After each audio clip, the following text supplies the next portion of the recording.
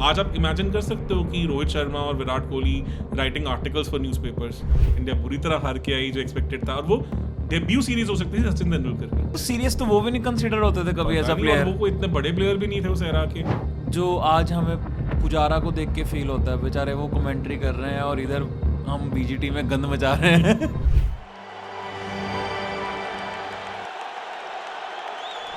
आज आप इमेजिन कर सकते हो कि रोहित शर्मा और Virat Kohli writing articles for newspapers, मतलब दिल की बात। मतलब दिल की बात, वो आज भी कोई नहीं टॉलरेट करेगा। तो उस टाइम पे तो चांस ही नहीं था। तो 6 months के लिए बैन कर दिया गया था दिलीप बंसरकर को, जिसके चलते फिर रवि शास्त्री कैप्टन रहे थे उस एरा में।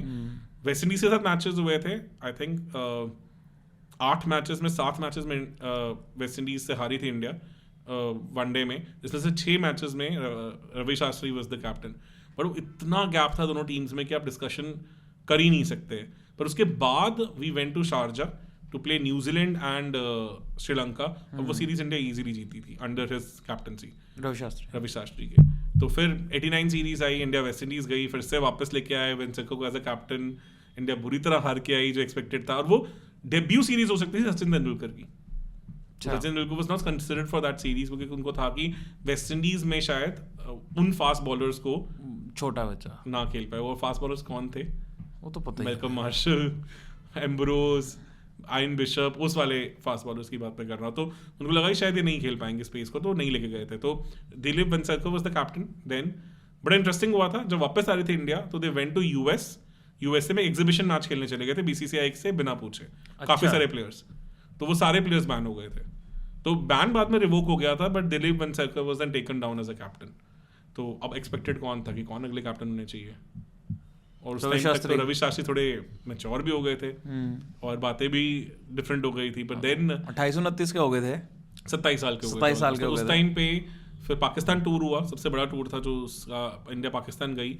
एंड देन उस टाइम पे फिर हमारे श्रीकांत जो थे, क्रिश श्रीकांत, उनको बनाया गया, श्रीकांत उनको कैप्टन बनाया गया। तो सीरियस तो वो भी नहीं कंसीडर होते थे कभी एज अ प्लेयर। वो कोई इतने बड़े प्लेयर भी नहीं थे उस एरा के, और उसमें भी Ravi Shastri was again the vice captain. और इंडिया बहुत बुरा करके आई उस सीरीज में, बहुत ज्यादा इंडिफरेंट सी सीरीज थी वो। सचिन की डेब्यू सीरीज थी जो हमें पता होगा। तो Sachin actually debuted under Kris Srikkanth, that's the only series he captained. And then फिर उसके बाद 89 में जब ये सीरीज खत्म हुई, 89 अगर आपको याद हो तो नवंबर 89 में सचिन ने डेब्यू किया था। तो 89 एंड तक ये सब सीरीज से वापस आए, तो श्रीकांत चले गए।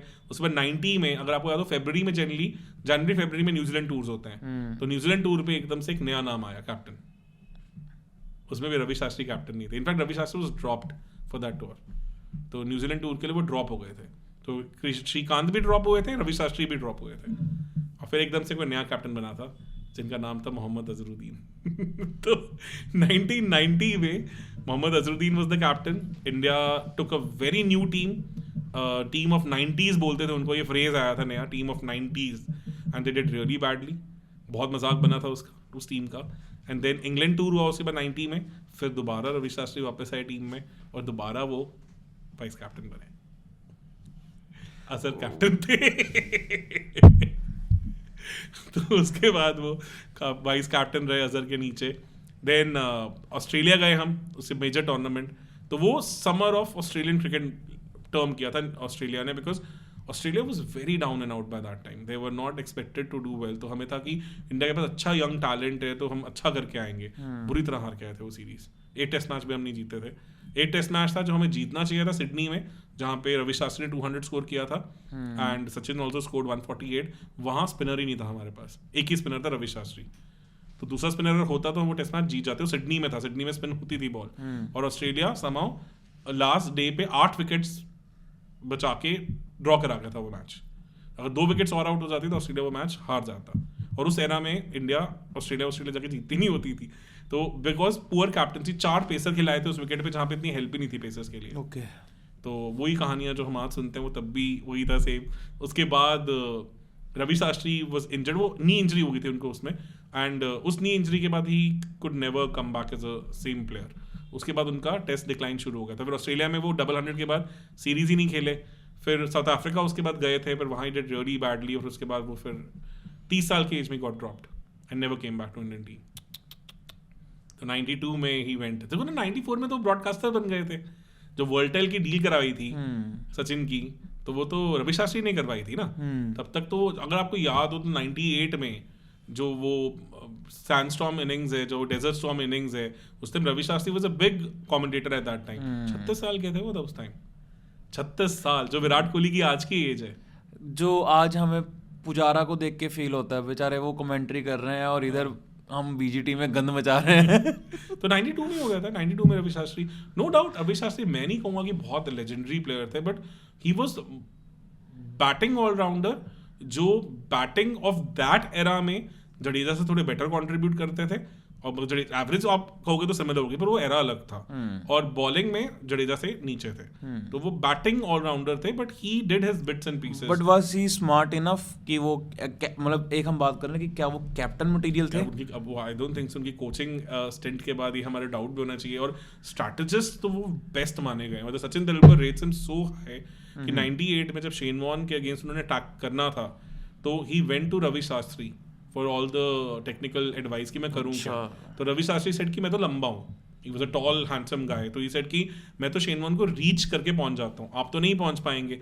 तो आपको आउटसाइड रफ वो बॉल करेगा. 100% बात है कि वो अराउंड द विकेट जाएगा और रफ में बॉल करेगा. तो you have to develop a shot जहां आपको विदाउट रीचिंग द बॉल मारना है. तो उन्होंने फिर एल शिवरामकृष्णन को पकड़ा था रेड नेट्स में, और वो रफ कर देते थे अराउंड द विकेट, और उनको कहा था रफ में बॉल करो. उन्होंने फिर पैडल स्वीप उस टाइम पे इन्वेंट किया था.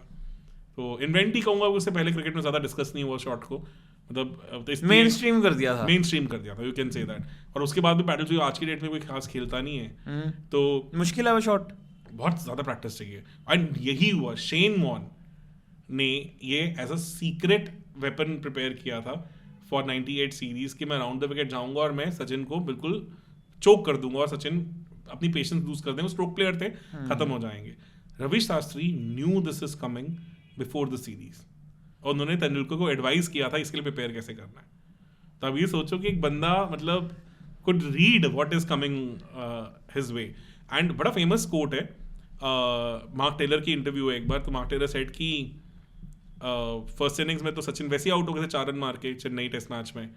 तो फर्स्ट इनिंग में ऑस्ट्रेलिया ने अच्छी खासी लीड ली थी, और सेकेंड इनिंग्स में नवजोत सिद्धू ने रन मारे, सचिन आए, तो मैच परफेक्टली इन बैलेंस था. मतलब इंडिया के पास ऑलमोस्ट हार्डली एनी लीड थी, और अगर सचिन वहाँ आउट होता तो टेस्ट मैच खत्म था. तो सचिन ने आके रन मारे, फिर शेन वॉर्न गए अराउंड द विकेट. सचिन ने paddle sweep, inside out shot, ये वो मार के बुरा हाल कर दिया. तो शेन वॉर्न गए कैप्टन के पास, hey captain, now what we do? He said now we loose.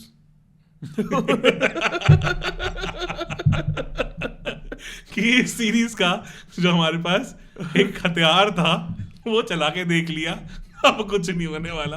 अब इस आदमी ने हमें बख्शना नहीं है, इस आदमी ने हमें राइट लेफ्ट सेंटर खोल देना है. तो ऑब्वियसली वो स्टार्ट, और आपने देखा है यार उन्होंने जिस तरह से बीजीटी में किया है, जो उन्होंने इंडियन टीम के साथ किया, स्ट्रैटेजिस्ट तो है ही है ब्रिलियंट.